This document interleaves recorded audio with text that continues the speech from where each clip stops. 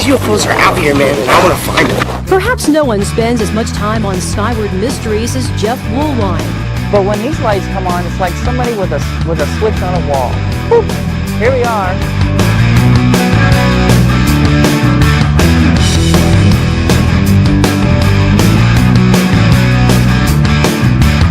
Woolwine's tours are free too, and you're free to believe or not.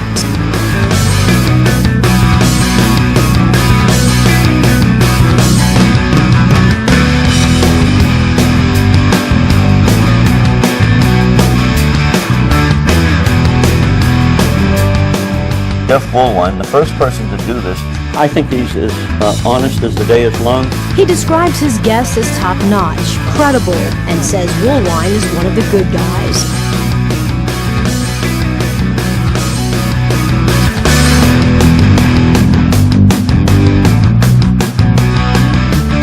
Whether you believe in UFOs or not, there is something here. And they were here a long time ago. And their sightings is recorded on the mountain.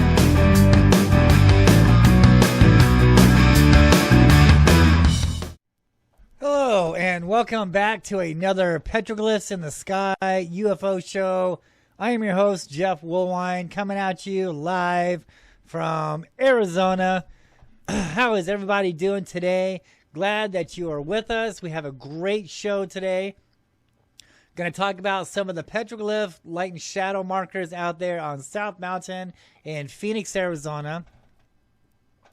It's pretty amazing on how these Hohokam Indians, the first people to settle and live in Phoenix, Arizona, actually was able to chisel out boulders and stones and rocks in such a way that during the equinox and the solstice, the changing of the seasons, cast a shadow on these rocks from them cutting, right, shaping and forming in such a way that during the certain specific times, the equinox, it casts a shadow to form amazing things like Indian profile faces. We're going to show you that tonight.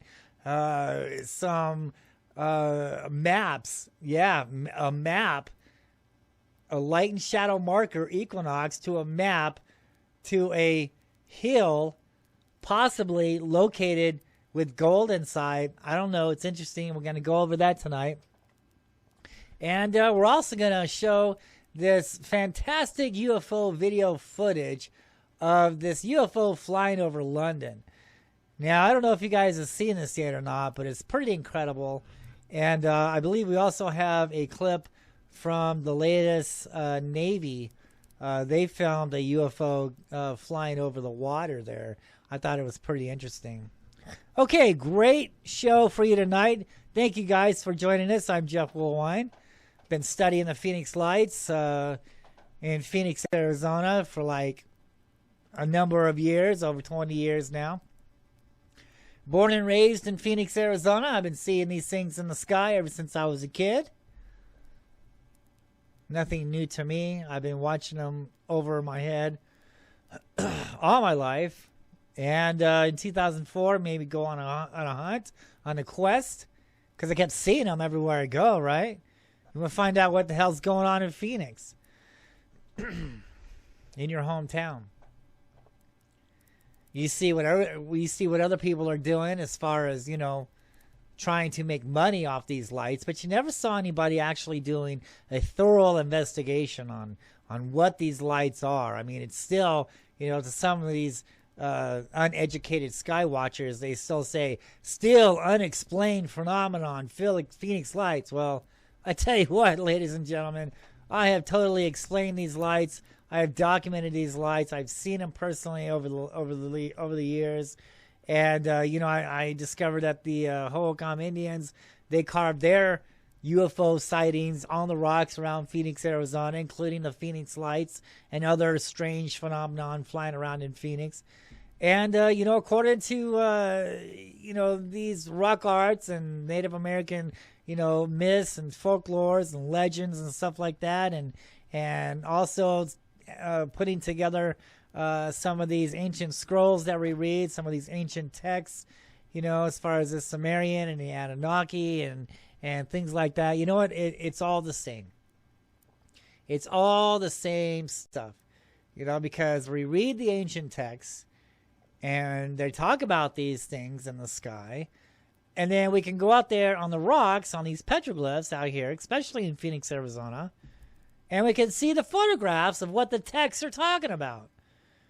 Not only that, but, you know, we see these things for ourselves, for our own eyes, not computer-generated videos, not stars, not airplanes, not blinking man-made crafts, but living beings, living entities. You know, I was the first one to bring this to the UFO community back in 2005 when I was doing the pilot for the UFO Hunters show on the History Channel, and then later did the episode on the History Channel in 2007. And, you know, I was telling these people, look, you know, sure, crafts could be out there, spaceships, you know, technology. Why not? I get it. I'm open to that. I think what we're dealing here when it comes to the Phoenix Lights is something completely different. These are not crafts, but these are living entities, living light beings, if you will. I've seen these things up close. I've seen what they look like during the day, and I can tell you that this is not spaceships. This is not technology, nuts and bolts crafts that we're dealing with out here. These are living entities, and that's exactly what these petroglyphs out here on the mountains of Phoenix, Arizona is showing, is talking about. They're talking about shape-shifting, right? And that's exactly what these UFOs are doing. So we're going to go into that a little bit, you know, because I always do it in every show. I always ramble. It's always fun. All right, and we're going to show on how these, you know, light and shadow patterns, because it has everything to do with the sun. On when to see these beings in the sky, when they're going to be in Phoenix. And if you have a holy mountain with petroglyphs and spirals are the symbols that you want to look for that are carved if you want to see UFO activity. Spirals are the key. Investigate your homeland. Investigate your history of the land on where you live at. If the Indians say that it's sacred and spirits come and go from the mountain, that's it. That's the source. Fault lines, mountains, energy sources, the sun, it all aligns together on when to track these beings in the sky, when to see them. The petroglyphs clearly describe on what to look for, not crafts, not little grade guys, right? But what the archaeologists likes to call anthropomorphs, right? Shapeshifters. That's exactly what we're dealing with here, ladies and gentlemen. I found it. I saw it. I've been studying it for years. I've been out in the field. I'm not just taking the word of people. Oh, it's hearsay with no evidence. I dug up the facts. I dug up the proof on what the Phoenix Lights is. Probably the only one that's ever done this. I mean, because 10 years after the fact, after the 1997 Phoenix Lights, oh, by the way, if you haven't already realized, these lights have been going on way before 1997. These lights have been going on probably since the beginning of time. But in the city of Phoenix, I mean, it just now started getting noticed in 1997 when this hearsay reported craft, which can't be proven, supposedly went over the city with no evidence of this. I think what these people are doing, in a way, is a kind of a good thing, because, I mean, they're keeping that information, not information, but they're keeping the story alive. They're keeping, how can I put this? I guess that's what it is. I mean, they're keeping the story alive, right? That something happened in 1997, and here's what to look for, because we have videos of this. We don't have no videos of spaceships or crafts going over the city reported at 8 miles an hour I don't care what the 517 says. Oh, what? He's a politician, and we're really supposed to believe on what politicians say?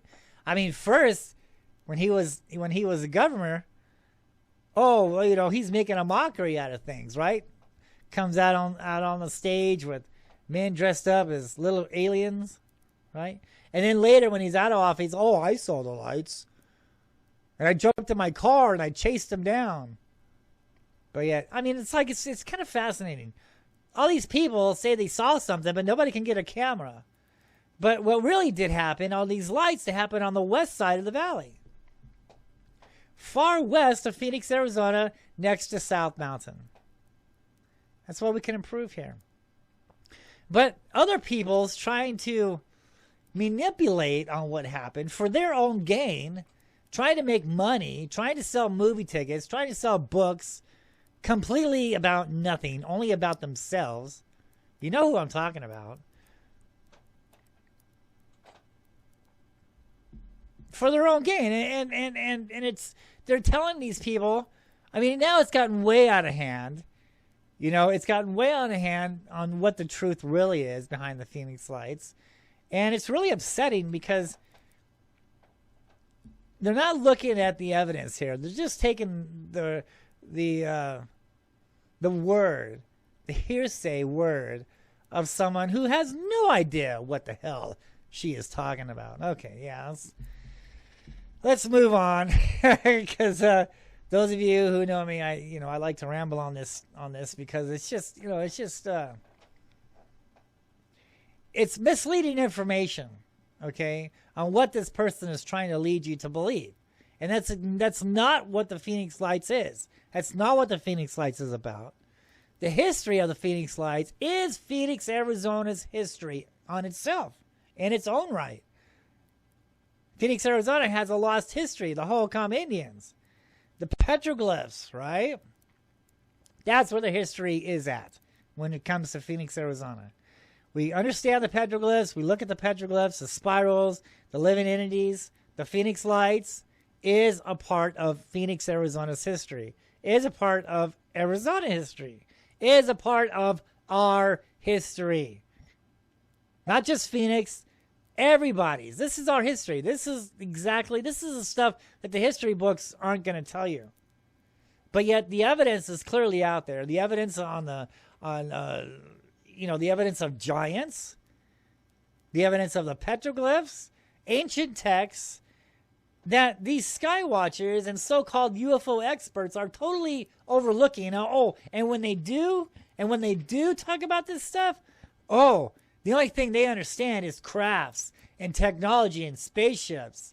When you come at them at a new theory, a proven theory, they don't want to look at that.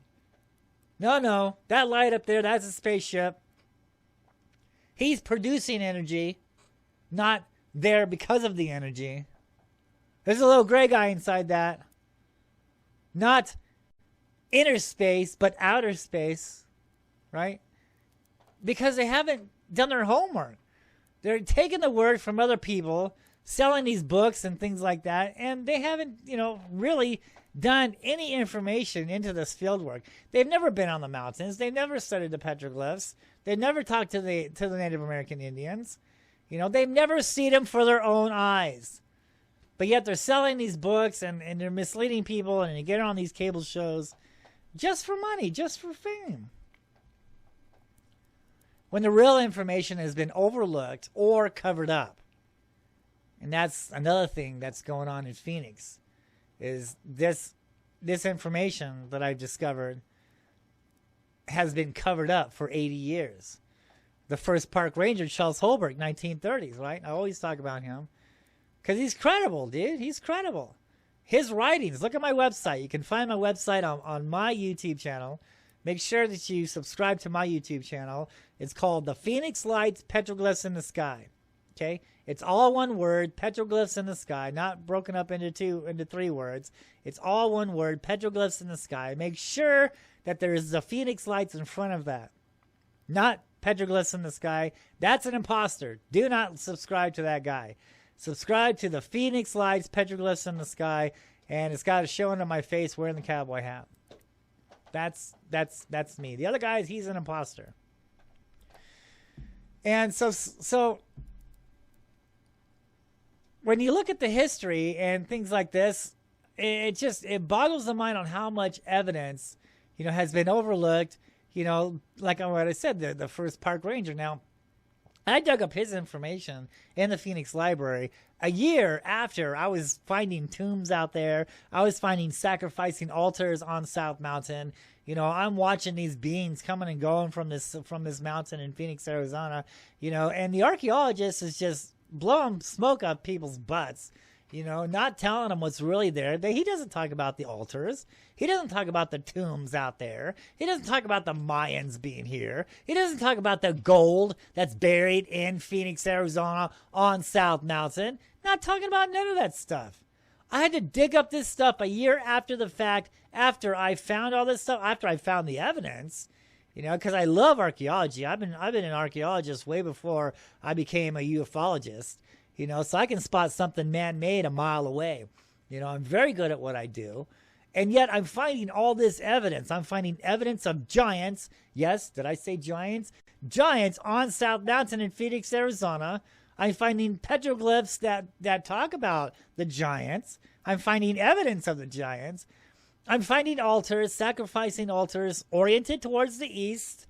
Those of you who know about the east side, that's significant. The east, right? Altars oriented towards the east, okay, to the rising sun, right? Tombs on South Mountain, all this crazy stuff. I'm out there on the mountain, I'm finding it, I'm photographing it, I'm bringing this evidence to you, and I'm like, dude, look at the evidence, look at the proof here. Now, if I can find this, why can't anybody else? Why isn't anybody else seeing this, man? It's just there. Dude. So I'm going on radio shows. I'm going on TV, cable shows. I'm doing news reports. Oh, by the way, once I dug up the history of Phoenix, and I actually gave one of the news media my book. And that probably hurt my television appearances because I talk about the history of Phoenix, man. I'm showing, the evidence of the tombs out there. I'm photographs, not hearsay. I'm not hearsaying there's tombs out there. I'm not hearsaying that there's altars out there. I'm not hearsaying that there's giants out there. Man, I'm showing proof, dude, in my book. Colored photographs, right? And I bring that book to a News Channel 15, and they're gonna send it to the archaeologist, right? And he's just gonna, oh no, that's not true, that's not correct, and they 86 me, they're like, dude, you found what's going on. We can't. That's forbidden fruit. You can't do this anymore. You can't. We got to stop you. You did it, man. You found out what the Phoenix Lights is. You found out about the Mayans being there. You found out about the gold being there. You found out about the tombs being there, and we can have that because we've been trying to cover this up for 80 years. It's exactly what happened to me. That is exactly what happened to me. Okay? I took my stuff to the news. They took it to the archaeologist, and they shot it down. And ever since then, I got some best stuff of these Phoenix Lights. I got some best stuff of these UFOs, even today, But yet the news and things like that, they don't want to use me anymore. Because I've digging up something that has been covered up for the last 80 years. And not only did I go out there on the mountain and discover this evidence, but I also discovered the evidence that's been buried away in a folder in the Phoenix Public Library that talks about the stuff that I'm finding out there on South Mountain. That's when Charles Holberg, the first park ranger, comes into play. Why would a park ranger, right, talk about the gold, talk about the lost city Cibola, lost city of gold, talk about how the Mayans were here, talk about how the Spanish conquistadors was in Phoenix, Arizona? Oh, by the way, I found evidence of that in my book. Talk about that here in a minute. But yeah, I did it, dude. I completely And once you dug up something that has been covered up for 80 years and you can prove it, then now it's time to, shut it all down. They don't want people to know that. So I'm so glad of my followers. I'm so glad of you guys watching the show to actually understand the truth and understand what I discovered, in my many years of research and hiking and skywatching in Phoenix, Arizona, and putting together, my first book. 15 years, boy. 15 long. I mean, my knees, dude. I've been all over that South Mountain, and my knees are like shot, dude. I can't. I mean, that mountain really took a beating on me, but it was all worth it. I love archaeologists. I love finding out the truth, and I love bringing this information to you. Okay, let's get into the announcements. Let's see. Okay, so I have been doing this. I have another page, another chapter of my life that I've been doing for the give or take a year or so. I'm a ghost hunter also. I like to go out there and investigate ghosts and paranormal things like that. So I got a channel out there. I got a YouTube channel called Haunted Encounter Adventures. And you can also find me on my Facebook page, Haunted Encounter Adventures. And me and my wife, we find stories, we dig up stories, of places that are haunted, and we go out there and we do a spirit box session, and I use my ghost detector to go out there and see if we can, capture any ghosts. And matter of fact, we just got done back from a haunted hotel in Florence, Arizona, and I'm currently working on the film now. I'm working on that episode, and it's going to be great. And it takes me a little while to edit the films, but it's going to be great. So I'm really excited for this episode. I'm sure you guys are going to enjoy this episode of the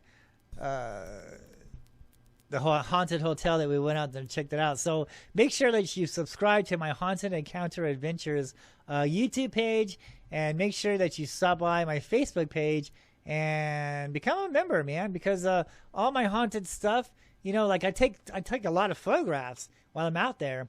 And just because, I don't put it all in my videos. The rest of the photographs and stuff I stick on my ghost page of Facebook. So that's where you can see, behind the stuff and things like that. So yeah, Haunted Encounter Adventures. Check out my YouTube channel. Please subscribe to not only this channel, the Phoenix Lights Petroglyphs in the Sky, all one word, but also my Haunted Encounter Adventures page. So if you guys are into paranormal, hit that channel up. Okay, this is my book, The Phoenix Lights, Petroglyphs in the Sky, Landscape for the Spirits, True Stories, Myths, Legends, and UFOs over Phoenix. And you can see right then and there, look, front cover. The Phoenix Lights, 1997. Oh my. The Hohokam Indians, they saw that exact same type of formation. Same formation in the sky, the Phoenix Lights, and they carved that formation on the rocks on South Mountain. It's a prehistoric photograph. So yeah, this book goes into the lost history of Phoenix, Arizona. And it explains, you got to read between the lines here. It explains on what the Phoenix Lights is. It's not a regular UFO book, but it goes into the history of Phoenix. And it explains on how to understand these petroglyphs. We're going to talk a little bit about that tonight. And it shows how the tombs were there. And it shows pretty much it's the history of Phoenix, Arizona. It's all colored photographs, right? It's not hearsay. It's not just a bunch of words, right? Because you get a UFO book and it's just a bunch of words, and there's no proof. And words are hearsay. Okay? This is evidence. I bring you photographic evidence of the things that are on South Mountain that can still be found today. The history of Phoenix, Arizona. Okay? And this comes from the first park ranger, Charles Holbrook. And like I said before, Holbrook knew about the gold tombs on South Mountain. Knew he was there to protect the tombs. Talks about the gold that's buried there. Talks about the sacrifice to the spirits of the earth and sky. Okay, so the first park ranger knew all this, 1930s to the late 40s. All right. You can find all that information on my website. My website is on the link down below on my Phoenix Lights Petroglyphs in the Sky YouTube channel. All my videos has my link there to my website. Okay, that's where you can find my website. And there it shows the Charles Holbrook writings, and he passed out a little flyer, okay, a little booklet, you know, because he does tours on South Mountain also, like I do. And he passed out these little flyer handbooks, and the first thing you read is the lost city of Cibola, the lost city of gold. Right? And you can find that information on my website. You can see his writings. You can see on how he's talking about how the gold that's buried there left from the Mayans, that's as tall as the highest saguaro and as big as round as the sun, you know, and it talks about the altars, goes into the giants and things like that. So yeah, all this information, you know, this book right here is a story of Phoenix, Arizona's history. And it takes the reader on a magical journey history tour on how Phoenix was created, the myths and legends of Phoenix, Arizona, understanding the petroglyphs, things like that. Check it out on eBay. Check it out on ebooks. The Phoenix Lights, Petroglyphs in the Sky, Landscape for the Spirits, True Stories, Myths, Legends, and UFOs over Phoenix. Get your copy today while supplies last. Okay. Like to get a shout out to these guys here. For Real Watchers Radio Show. Jerry and Brett, these guys rock. Thank you guys so much for adding my my videos to your channel.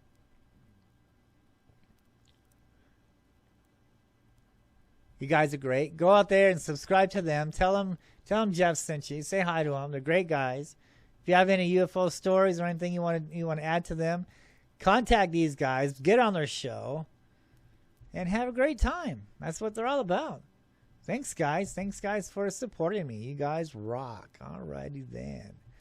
Okay, what else do we got in mind here? What else do we got going on over here?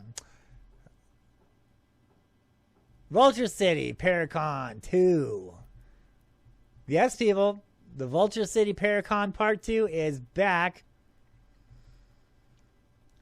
and I'll be out there with Jane Marie Yates, and this is the first time ever. I was there last year, not last year, but the year before, all right, on Paracon 1, and I did a lecture out there, and we talked about UFOs, and I did a little ghost hunt out there, and but this year is going to be the first time ever UFO sky watching out there. I'll be out there, and everybody is going to be out there, and we're going to be looking for UFOs. We're going to do a ghost hunt out there, and we're going to be hunting for UFOs.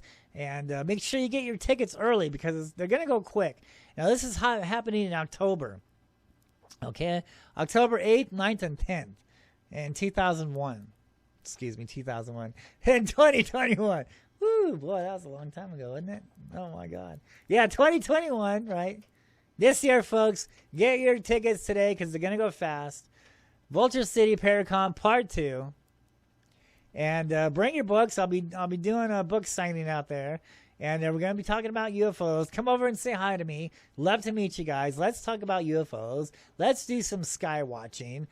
Come out there and meet Jay and Marie Yates. They're great people. And do a ghost hunt with them. And it's going to be a great time. Make sure that you get your tickets, because all these people that you see there is going to be there, and there's going to be more guests, I'm sure. This is just the the beginning lineup, and over the next months, I'm sure more and more people will be added. So you never know who's going to be there. So make sure you don't miss it. Don't miss it. Vulture City Paracon Part 2. Get your tickets at Vulture City. Talk to J. Marie Yates on Facebook, and get your tickets. Okay, so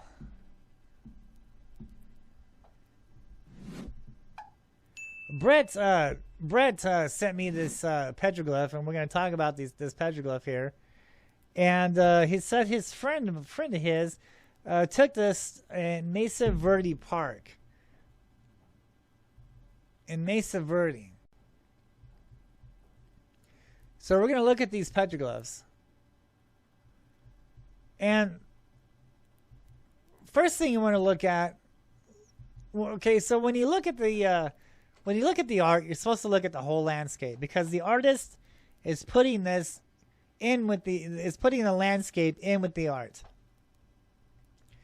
So here, look at this crack. Look at the bottom there. The bottom where, see, all the petroglyphs are up above that crack, and then there's no petroglyphs below that. You see that? So everything is coming out of this. Everything is coming out of this this rock. Okay, so let's look at the guys. Let's look at the man with their hands up in the air. Okay, so they're in the appeasement pose. All right, so they're all looking up, just like what we do, right? When we see UFOs, you know, sometimes we're like, oh, right? You can see my, oh, right? So they're like in the appeasement pose. They're like in the worship pose, I guess, if you will. Right? They're looking up at these beings, okay? And all these beings are coming out of the stone. Now look at this line here. You can see this line starting from the bottom there. And it goes all the way up around. And see that hand? Look at the hand there. So the petroglyphs of the hands, now that is a symbol of these spirits coming out of the rock. Their handprints are the spirits, and they're walking out of the rock, coming out of the underworld. Okay? And this second hand right here in the middle, not the one on the left, but the one in the middle here. Let's see if we can zoom in on this. Okay, right there in the middle of your screen, that hand. All right. Now look at the line above that hand. Okay. You see how the line goes down and over here to the left? And then it goes like in a cricket and a zigzag, and it comes back up and it goes around that way. And then we have this spiral doorway.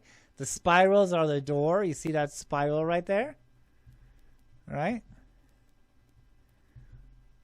And then the line goes all the way across your screen to the left side, and then goes down. Okay? So this line here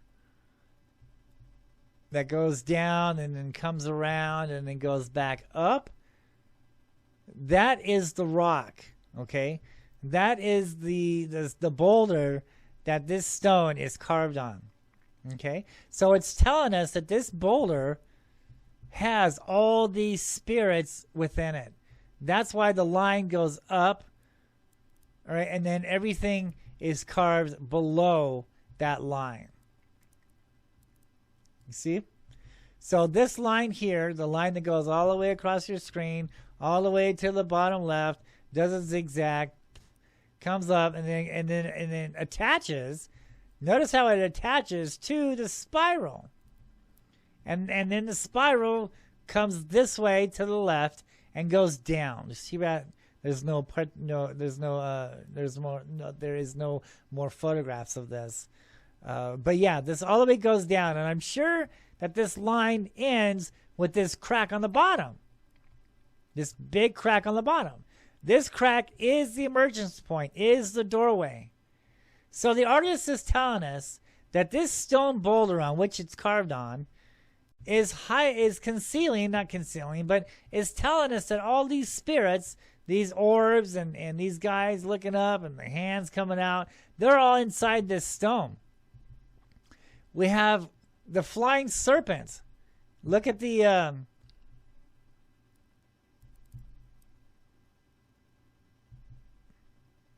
look at the spirals there, okay? So the spiral going clockwise is a doorway in, and the spiral going counterclockwise is a doorway out.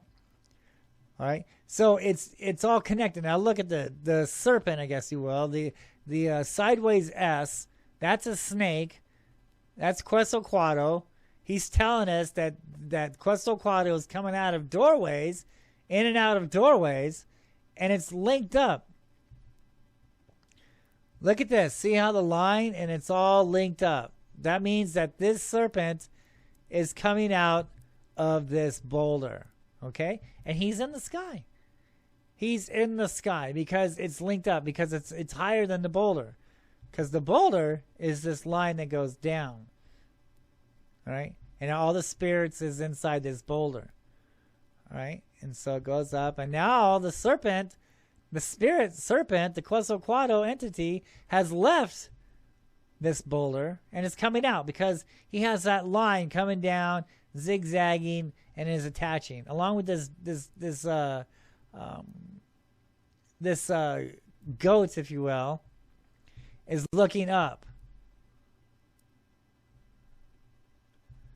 He's looking at something, and too bad that there's no more of this photograph of the petroglyphs.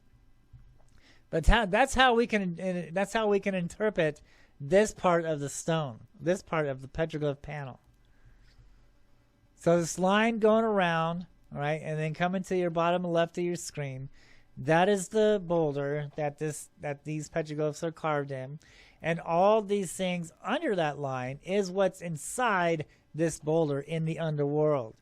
All right, so we have these guys here. There's a guy there. He's kind of looking up. He's got his hand above his head, much like what we do when we're blocking the sun. He's looking up, right? And then the hands are coming out. The hands are interpretations of the spirits coming out of the underworld. Over here on this side of the boulder. Now look at all this. Just look at the middle. Let's look at the zigzag pattern here. See the zigzag pattern? Those are mountain peaks. Now I'm sure that behind this boulder, in the background, is massive peaks, is a mountain ridge, a mountain line, full of these mountain canyon peaks, okay? And look at this. The serpents are coming out, all right? We got a circle dot there, an orb, right? All these things are above the mountain peaks. All these things were seen in the sky. This is a prehistoric photograph of a UFO sighting. So it's telling us that these things in the sky, let's look at it from right here. The zigzag lines, zigzag patterns are mountains in the background. And all this stuff above it was seen in the sky. The flying serpent, all right, the orbs, the thing right under that serpent there. There's a circle with a dot there, okay? And then all these things on the bottom, that's what's inside the mountains. Without a pointer to actually point out, I'm going to have to work on that, see if I can get one going on in this show. It's kind of hard to pinpoint. I'm doing the best I can just to explain on how to understand this. But so the peaks, the mountain peaks, are the mountains in the background of this boulder. Because this boulder is facing the background or is facing the mountain ridge, the mountain sides. And it's telling us that all these mountain peaks, there's UFOs that were seen up there. And these things came up out of mountains. That's what the hands are for. They're walking up out of the stone. They're coming up out of the stone. They're coming up from this crack. Because the crack is the doorways, is the emergence point to the underworld. And those of you who've been following my other shows know that the underworld is actually, the fault line, the energy lines. So they're actually going down into the energy source. To the natives, they're going to the underworld. To the scientific explanation is they're hitting that fault line. They're absorbing the energy. So it's a complex panel, and without more of the background, you know, it's kind of hard to show you what I'm talking about.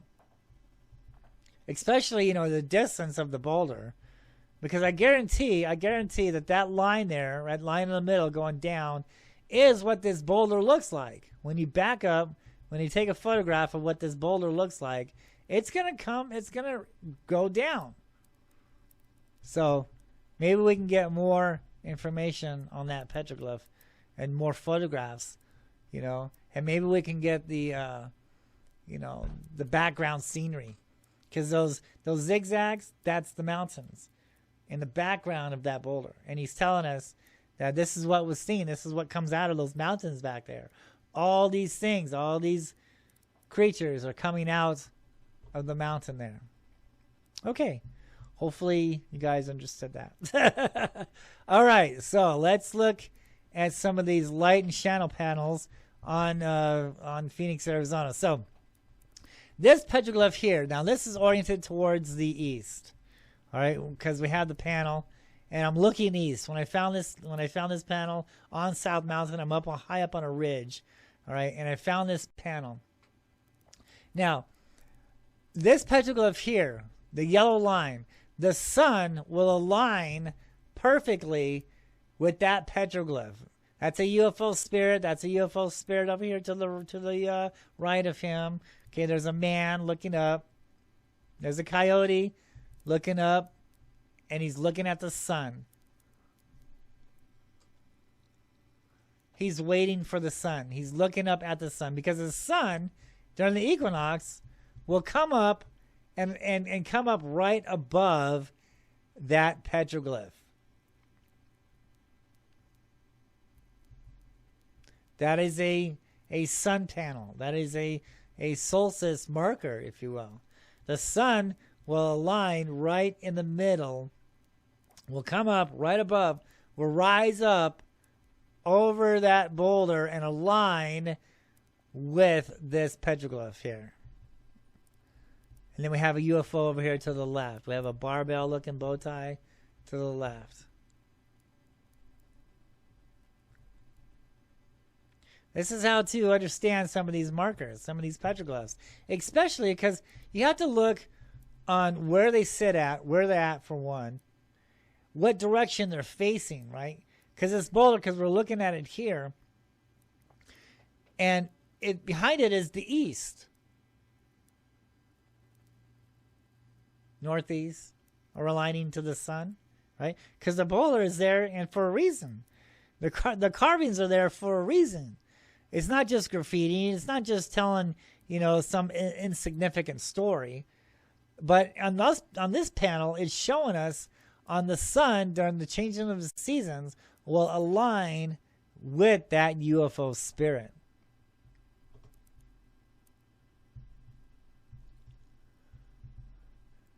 Okay, so this is Hole in the Rock.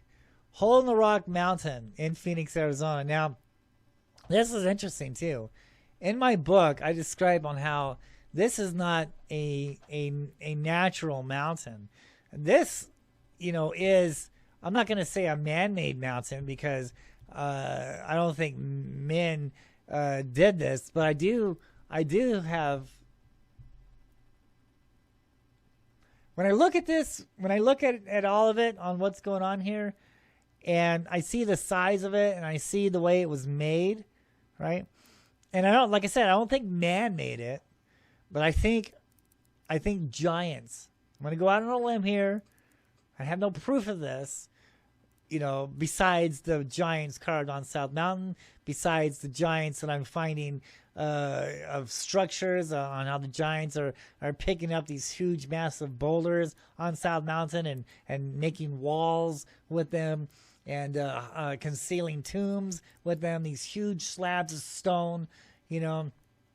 And I think my next show, I'm going to talk about another slab of stone that are teeter-tottering, right, on one another, and it's been teeter-tottering like that for years. I was going to talk about it this time around, but you know, I don't want the show to be like 2-3 hours long. So I'll save that for next time. So tune in for that show, because that's going to be a new one. We're going to talk about light and shadows again, but this is the first part. All right. This one is Camelback Mountain, and I'm telling you, this is not natural. When you go up there on that mountain and you feel the texture and you just examine it, dude, that is not a regular mountain. That's not dirt. Okay, that's just weird. All right, this has been put together. It's like clay or something. I don't know, but this has been put together. This is not natural. All right. Some in higher intelligence or a higher being constructed this mountain. And my point is, they call it a hole in the rock because there's a hole there. See that hole? See that big cave? Now, it's not just there just to look pretty. It is there. When you go up on the mountain and you look through the hole, okay, we're looking towards the northeast, whatever, to the area where the sun will arise in the equinox, in the solstice time periods. All right, so we're looking through the hole. I'm up on the mountain now, and I'm looking on where the sun will rise in that direction. Okay, so this hole is put there. It's not natural. It's been cut out. And it's facing that way for a reason. And it's overlooking the 4 peaks. It's faced towards the 4 Peak Mountains in Arizona. You can barely see the 4 Peak Mountains when you're up there looking through that hole. Now the sun will come up right in the middle of the 4 peaks during the equinox, during the solstice. The sun will come up and will come out of those 4 Peak Mountains there in the morning sunrise. And that hole there is looking towards those mountains. And when the sun finally reaches this area and starts casting shadows, it will cast sunlight in that hole. Here's the thing. Here's the secret. That's what it's all about. It's a secret. When the sun comes up and it casts that light and it's projecting that light on the ground, right? That light moves across the ground because the sun's moving, right? And at 12 o'clock, well, probably 1 o'clock now, it will stop at a sacred place in the ground. It will stop at I'm going to go out on a limb. I don't have any proof of this. This is my theory, okay? But all the evidence is telling me that the light will move across the ground, and precisely about 1 o'clock, when the sun is directly overhead, I mean, because it used to be 12, but I think things have been changing over the years, you know. So it used to be 12. I think about 12:30, 1 o'clock, because that's when the other lighting panels come alive at that time, between 12:30 and 1 o'clock. That's when things, you know, start to show. The sun is directly overhead. Cast that light through that hole onto the ground, and that right there is telling me something's buried there. Now, this is interesting, too, because right next to that man-made mountain or giant-made mountain is a military base.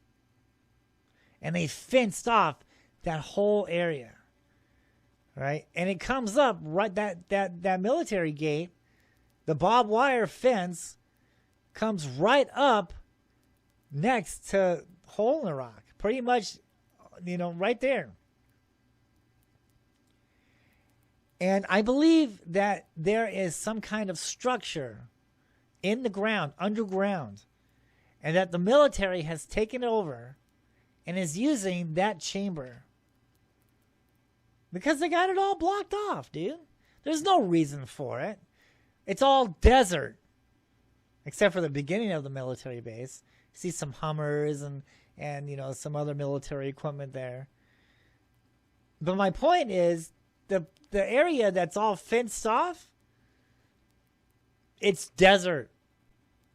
It's mountains. It's cactuses. There's no reason. There's nothing there. It's not an airport. It's not bunkers. You know, it's just suspicious. Why would they mark off that whole ground in front of a light and shadow panel, a light marker, not shadow, but a light marker, a mountain can, you know, in my theory, in the way I look at this, you know, they put it in front of a giant mountain, which just happens to be a hole cut for the rising sun. The sun will line up between the four peaks. The sun will move across the sky. When it hits that hole up there, it will cause a light to beam on the ground. And in a certain time of the day, you know, the sun will position the light, you know, on the secret spot. And there just so happens to be a military base on the area of where this light will end up at. You get it? You see where I'm going with this, right?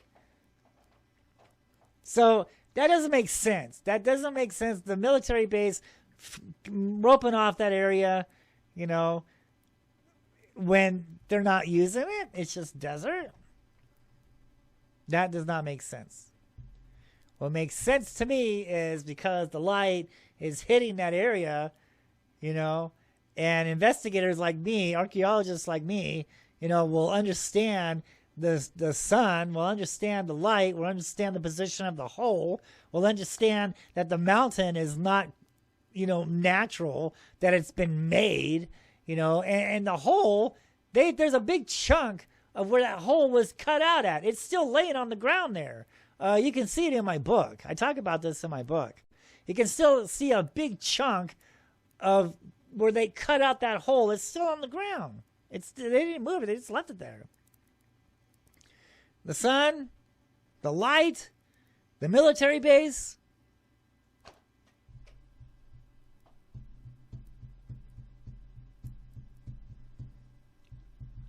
Okay.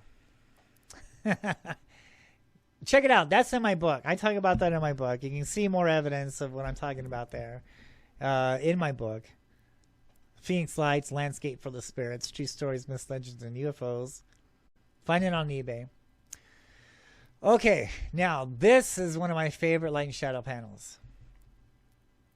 Okay, so this is, again, oriented towards the east, toward the morning sunrise. All right. Now this panel is carved. Like I said, it's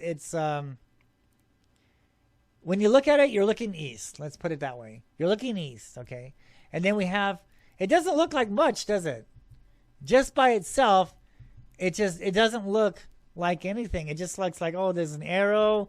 There's like some kind of dot, you know, with you know, light, with lines coming out of it. There's a guy over here, you know. I mean, it just doesn't, I mean, why, dude? There's lines coming through it, right? It doesn't look like anything, does it? And so you're really puzzled on why that's there.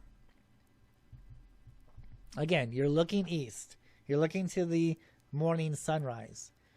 And this is just a little bit high off of South Mountain. It's not that high off. Baseline Road. And, you know, I want to say like 16th Street and Baseline. I could be wrong. I haven't been out there in years. But it's right off the road there. There's houses there, you know. And, you know, when you just climb up a little bit, you know, high on the hill, you know, it's right there. And it doesn't look like anything. It just looks like...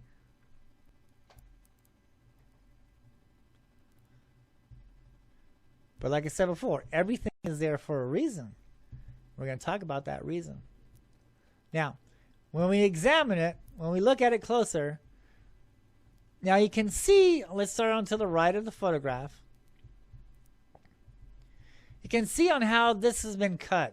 It's been shaved, right? The rock has been shaved.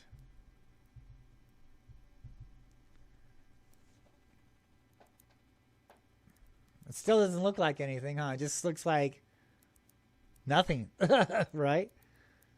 And you wouldn't know that it was something there unless you're there during the equinox, unless you're there watching the morning sunrise. But it doesn't look like anything. We see the man. He's got a staff, and it looks like he's dipping it into the rock. We've got a man, and he's got a staff. We have an arrow, and then we have the sun. That is the sun. Okay.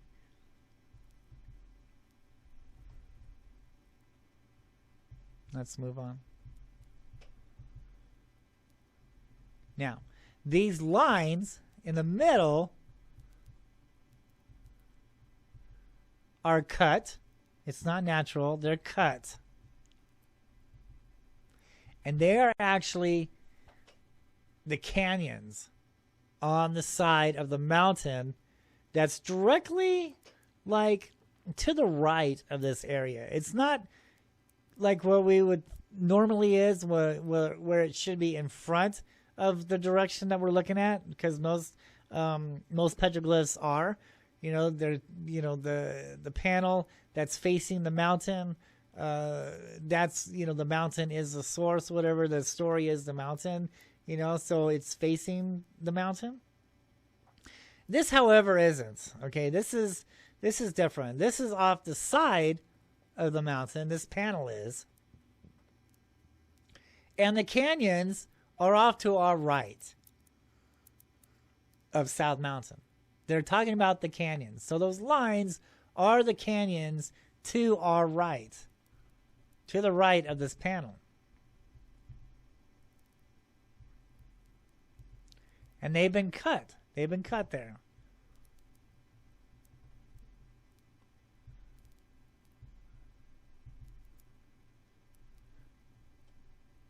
Okay, so here we go. In the beginning, September 22nd, 2005. I think I went ahead of myself here. Let me make sure. Okay, so we can now see at almost 12 o'clock,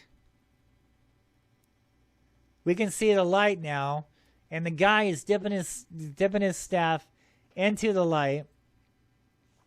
And now we have an Indian profile face. We have the nose, we have the lips, and we have the headdress. I think in this next photograph, I show this. There's the profile face, and there's the headdress.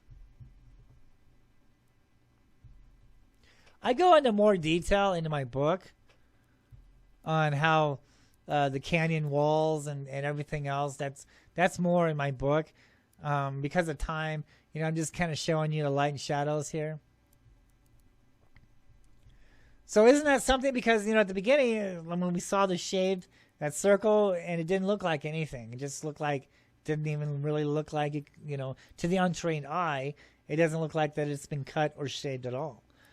And then until, September 22nd, when the sun gets in the right position in the sky around 12 o'clock, it then becomes alive, and then we can see the face, and we can see the headdress, and the man is now sticking his staff into the light. The light is coming off of the headdress, so the guy is getting ready to float in the light. He's stepping into the light, into the sunlight. Here's a good picture. The man is now putting his staff in with the light. This is like, a little bit before 12 o'clock. So this is when things are happening. Right around 12 o'clock. The sun comes down. The sunlight, the sun rays come off of the headdress of the boulder that's been carved on. And is now shooting down. And the guy is now dipping his staff in the light. He's touching the light. As the sun continues to move in the sky,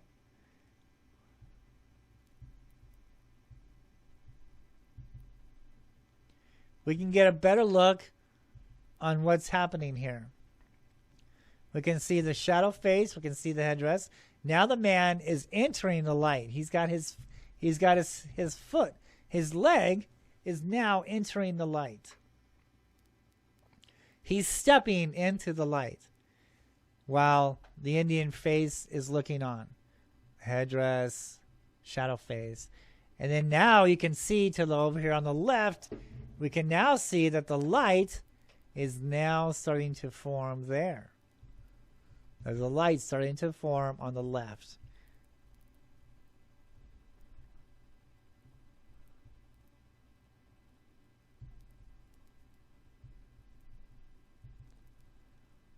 Now, when the sun continues to move along, this is 12:26 now, around 12:30, you can see that the guy is fully interacted in the light now. He's floating in the light. You can see the headdress to the right. You can see the shadow. You can see the Indian's eye. You can see his nose. You can see the feathers. Talking about the right of the picture here, right of the picture. Now we're moving to the left. The man is floating in the light. And then now, from the sunlight, because there's the canyons, all right, now there's a hill. There's a hill right there. This arrow now is piercing this hill that's just to the right of this panel. Okay? I go into more detail in my book.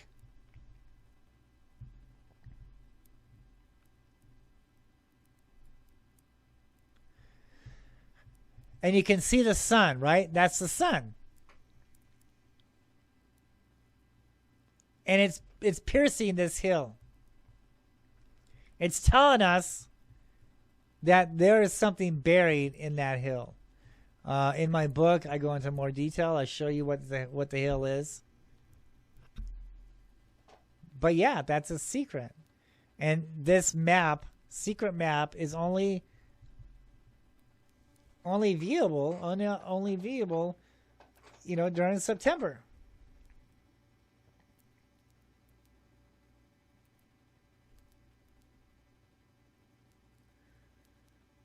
I think that's it's insane. How did they do that? How were they able to do this? Because you got to look. This only happens, maybe 3 times a year. The sun is in the sky, in the right position to carve all this out. Only about 3 times, a year. Maybe 4, because even still on that 4th day, even still on that 3rd day, all right, the sun is going to be a little off. It's not going to be perfectly precise. The first 2 days, and especially that first day of the equinox, is the best. And then they might have a 2nd day to work with. They might have a 3rd day to work with, and even a 4th day, but that's stretching it. Because the sun is going to be moved. The shadow isn't going to be the way they want it. So they got to carve this. How the hell are they going to carve this? Are they out there every time, every year? A chisel here, a chisel there. To get it just right? To make the Indian face? To make the headdress feathers? To make the guy float in the light? To make the sun position itself aligned like a hill? And have an arrow piercing the hill? I mean, this is just crazy. This is intelligence here. The archaeologist wants us to believe that these people weren't very smart. They were. They were totally intelligent. They were probably smarter than us. I mean, even I don't know how they did that. I don't even know if we could even do that in today's, technology. I mean, we could probably cheat and put, a massive light. We would have to work at nighttime, okay? And here's how we would cheat if we were going to do it. We would have to get a huge spotlight and position it above that boulder and have it, totally lit up in order to cast shadows, in order for us to carve here, to carve there, to make sure it's all going to line up. That's the other way to cheat. Did the Holcombs cheat? Did they put a huge light, about 20 feet up in the air to cast its rays down on the ground to hit this boulder just right so we can carve it all out so it would make this type of image? That's crazy. That is just crazy. That is something. That is neat.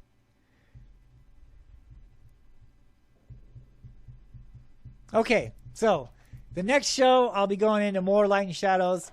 All right, you can find more of that in my book. And so yeah, because I don't want to spend too much time with today's show.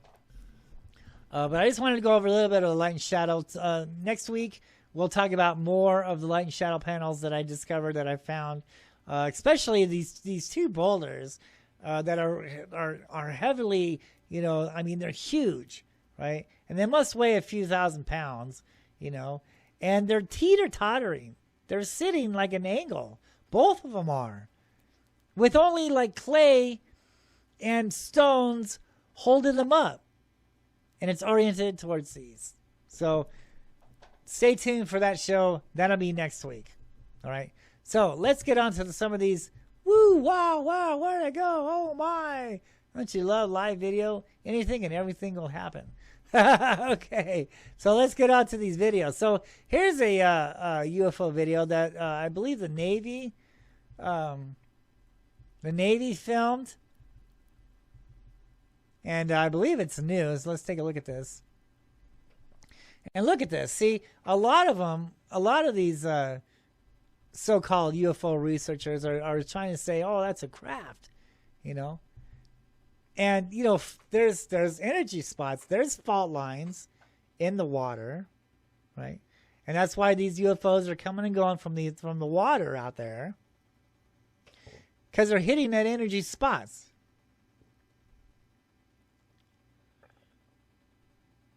And when you notice it doesn't make a splash. It just absorbs itself into the water. It doesn't splash. Why? Because it's not solid. Okay? It's not a craft. It's not going to make a splash when it goes in the water. It's going to absorb itself. It's just going to, just go in the water. See that? It wasn't a splash. It just absorbed itself into the water. Let's watch this again. Let's make it loud. Let's make it bigger.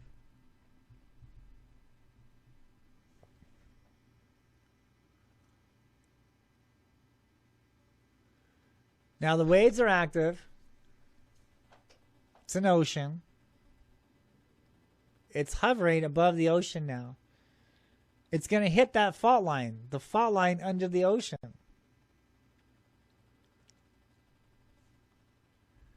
You can see on how the waves are moving. Let's examine this here. Let's watch it closely.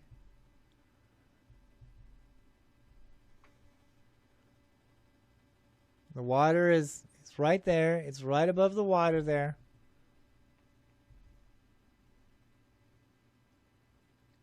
See, it did not make a splash.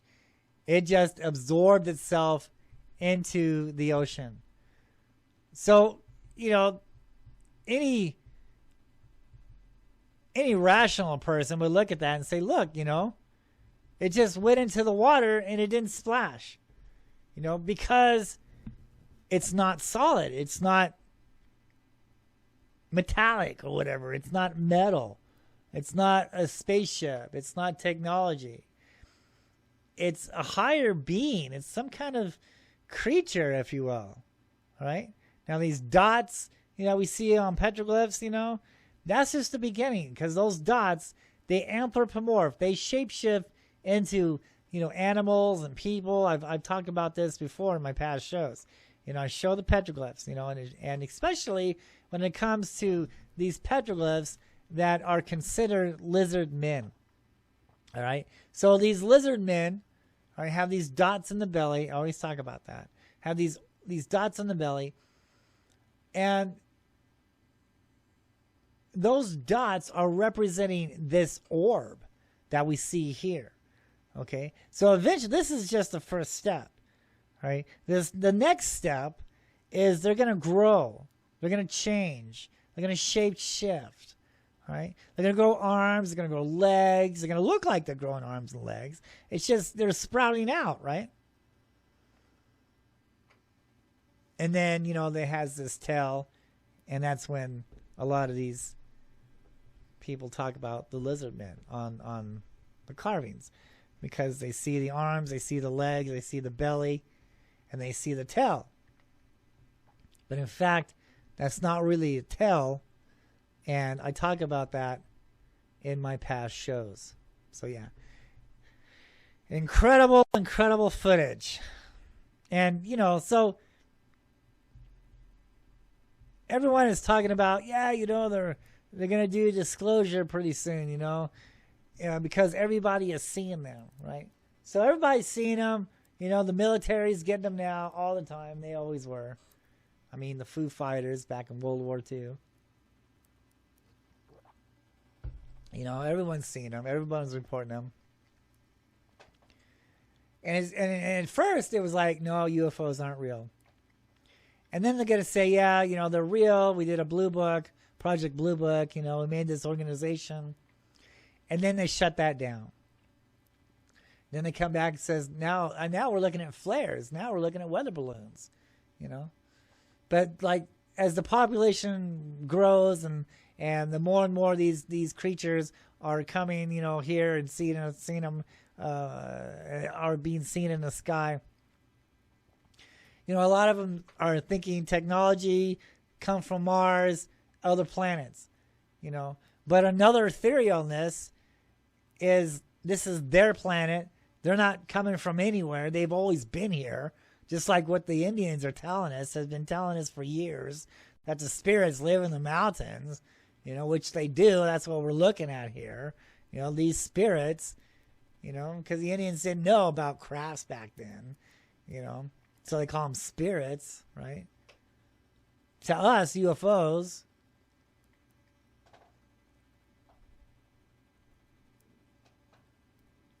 And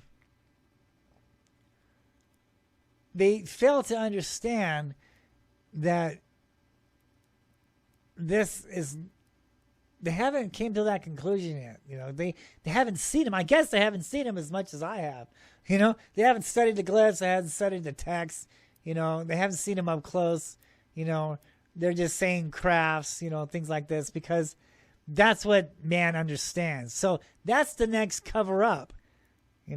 First we're seeing flares. Now we're seeing balloons. All right, everyone's seeing them, and because this is their world, we're going to see a lot more of them, right? Because there's a reason, and I talk about that in my last shows, on why they're starting to build up here, a lot. Why is everyone starting to see them a lot now? Because things are happening, things are escalating, So yeah, they're coming in. We're seeing them. Everyone's seeing them. So now the government's going to have to come up, with, okay, everyone's seen them. Everybody understands spaceships. Everyone understands crafts. So that's going to be the new cover-up now.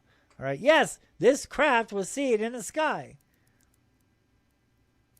Because if they come out and they say, this being is seen in the sky, and from what we understand of their history is they were here and interacted with man thousands of years ago, and it led to mankind's downfall.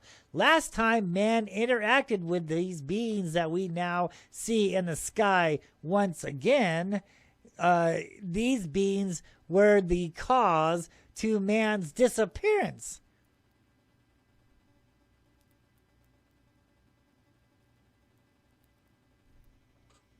If they come out and tell you that, people are going to shit.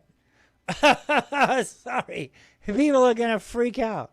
They're going to start understanding, well, wait, because so many of them, so many people, these things are here to help us. No, man. These things are here for us to worship them one more time like it was in the beginning. Look at the history of these things. Look what happened to the Hohokam Indians in Phoenix, Arizona. When they saw the lights, the Phoenix lights, when they interacted with these Phoenix lights, this went on for 1,000 years.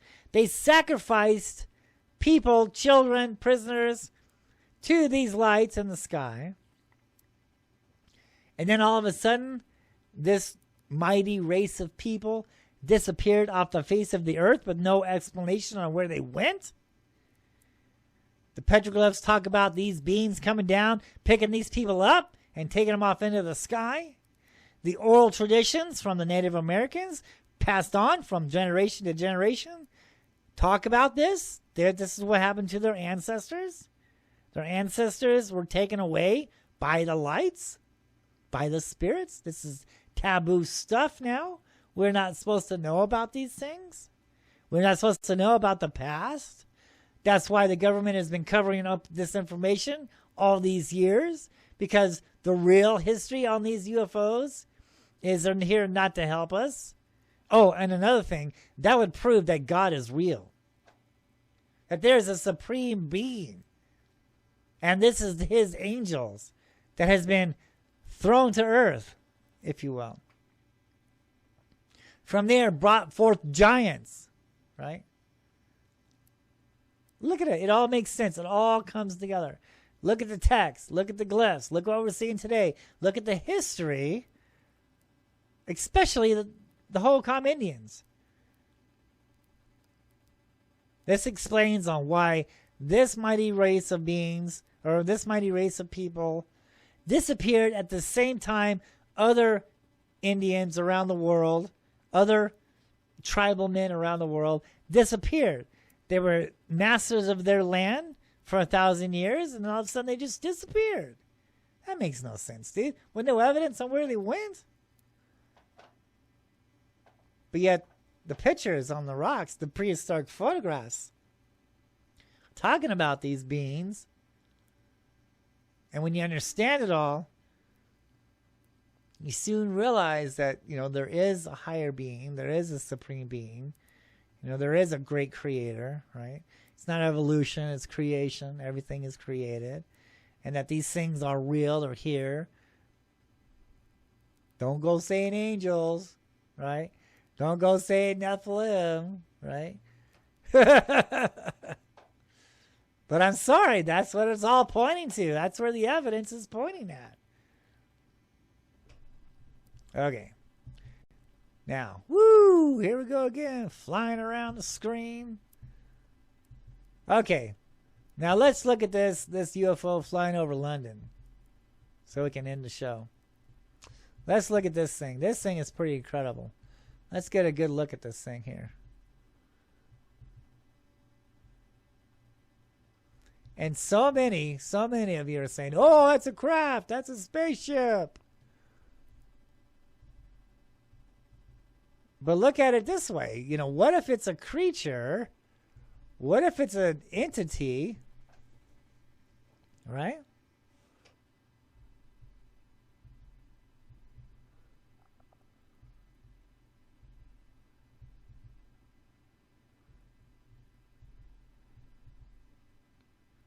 Isn't that neat? For a cell phone, that's pretty good. That's pretty good video. I mean, even still, if you would have used a video camera, you could have got right up on that. That's why I say always use video cameras, because cell phones sometimes never do it justice, right? You just want to use a video camera because it has better zoom, things like that. But here you can clearly see this object moving across the sky. All right? It's not making any noise. It's not making any contrails, and it's not blinking like an airplane, things like that. Let's watch this again. And it's going over London. This is the beginning. Oh, let's do the beginning of the video again. Let's pause it. Boop. Oh, look at that. Perfect. Now zoom in on this bitch. Look at that. Is that something or what? That is neat. This is not a craft, ladies and gentlemen. This is a supernatural being. This is a creature. This is what's flying around in our skies.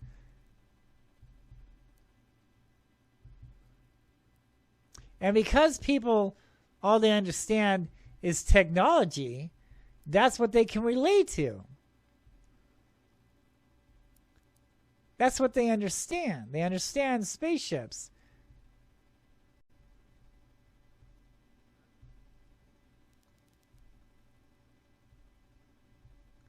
They understand flying saucers.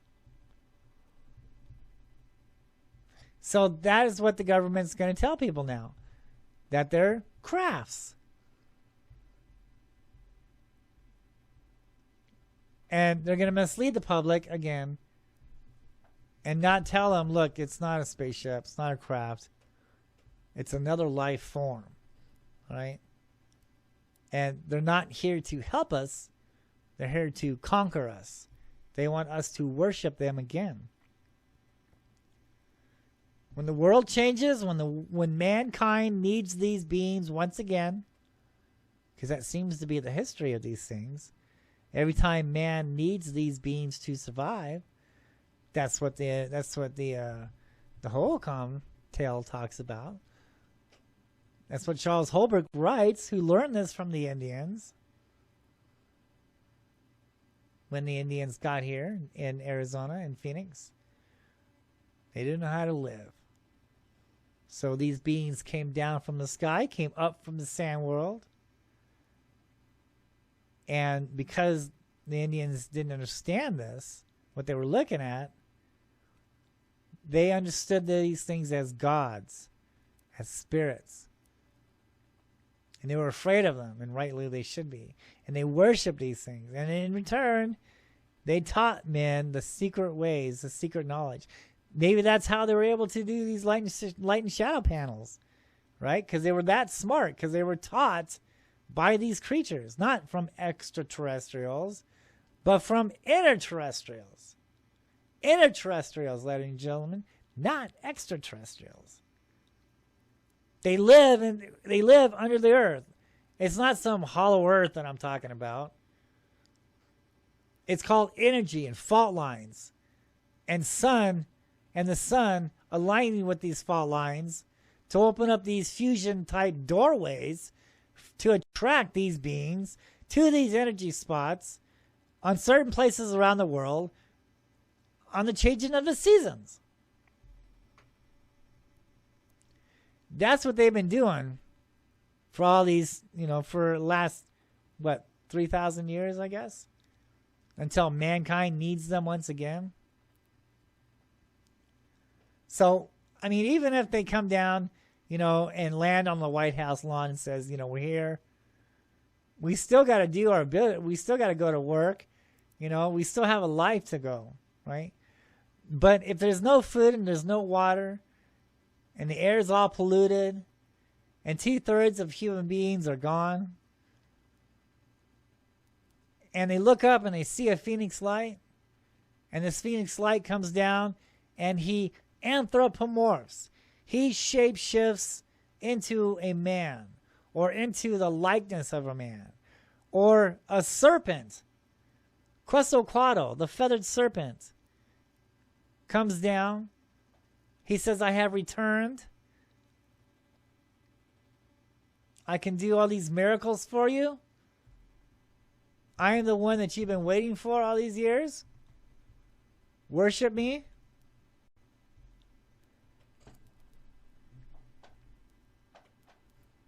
That's what it's all about, ladies and gentlemen. That's what they are waiting for. They are waiting for mankind to need them once again. Okay, that'll do it for the show. Thank you guys so much. Make sure you tune in next week. I'll be talking more about these light and shadow panels. And stay tuned, because those rocks that are teeter-tottering on the corners, all right, been sitting there for thousands of years, who knows how long, on little clay, on little type rocks, oriented towards these. Make sure you stay tuned for that. And we'll see you guys next time. Thank you so much, and I really appreciate you guys. Make sure that you like and follow the channel, share the channel for me. Check out my YouTube channel, The Phoenix Lights, Petroglyphs in the Sky. Lots more UFO videos coming up, and we'll see you guys next week. Thank you so much.